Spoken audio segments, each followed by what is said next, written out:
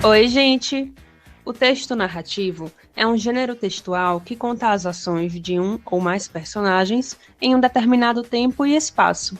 Na maioria dos casos, sua estrutura é de prosa, contando fatos e acontecimentos dos personagens por meio de um narrador.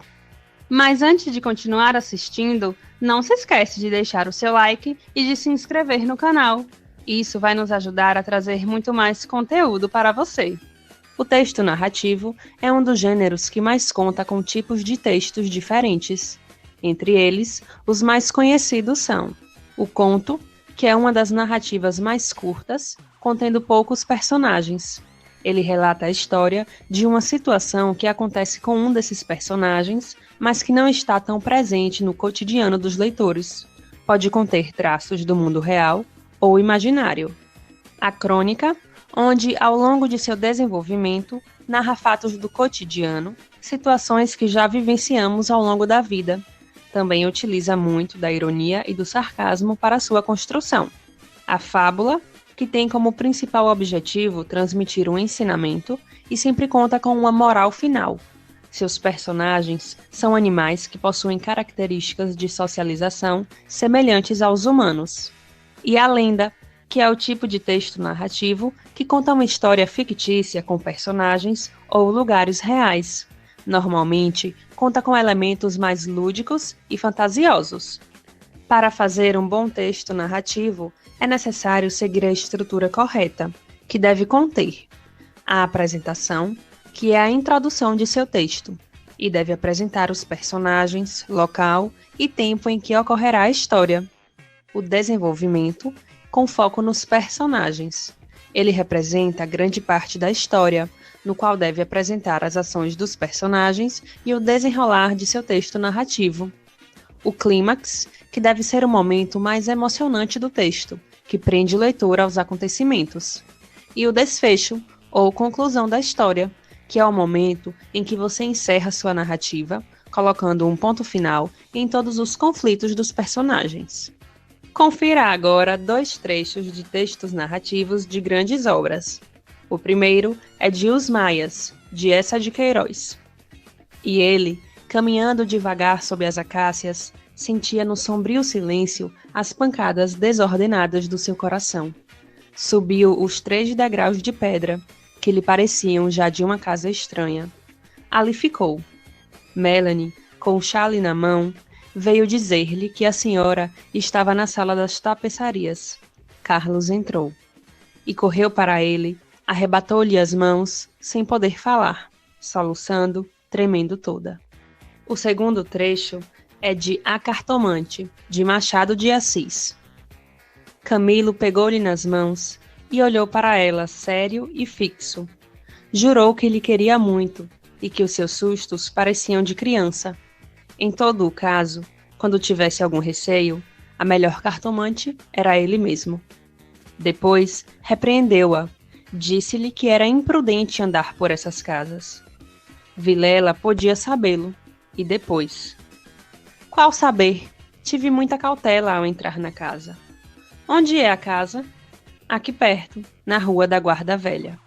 Como o próprio nome já diz, o texto narrativo simplesmente narra cenas e histórias que podem misturar a fantasia com a realidade, tratando-se de um dos gêneros textuais mais fáceis de fazer.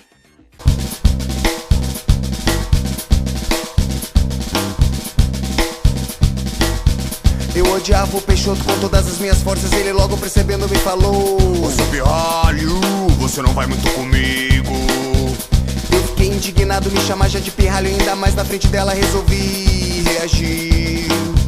E o Peixoto ele próprio era metido elegante, sempre na última moda, paletó azul marinho e sapato cintilante.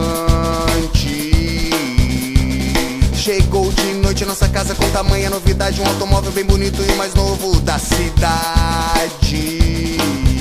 Convidou a minha prima Cíntia para uma voltinha, mas não teve a educação de convidar a nossa família.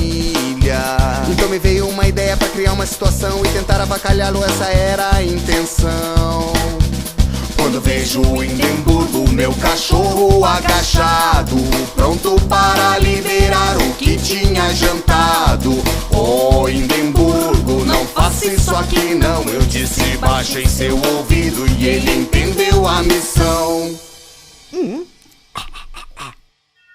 Então, como um raio entrou no carro do Peixoto e no banco do motorista largou que era para o esgoto. E o Peixoto, quando sentou no seu carro perfumado, percebeu que o desastre já estava consumado. Chafurdado no assento, acelerou em disparada. Cheirou forte, mas minha prima agora estava liberada. Ela gritou: foi você! Tenho certeza de que isso foi coisa sua, seu moleque! E se dirigiu aos meus pais. Foi ele sim! Ele não gosta do Peixoto, eu sei disso! Fiquei bem triste com essas palavras duras. Como eu podia ser chamado de moleque assim? E o meu amor por ela era tanto para mim. E ela foi pro quarto e eu não consegui dormir. De manhã eu encontrei em minha porta um envelope bem fechado, e de quem era eu já tinha adivinhado. Eu abri com um velho canivete, nunca vi coisa tão boa, estava escrito: Fernando, eu te amo, me perdoa. Não acreditei quando a encontrei. Disse bem baixinho em seu ouvido: eu também. Você também o quê? Eu também te amo. Então ela parou, me olhou e sorriu. E aquele foi o dia que a Cíntia então partiu. Depois que ela se foi, eu procurei o seu bilhete. Então eu percebi, tinha outro pedacinho de papel. Juntei as duas partes do bilhete e descobri. Fernando, eu te amolei ontem, não foi? Me perdoa te chamar de moleque.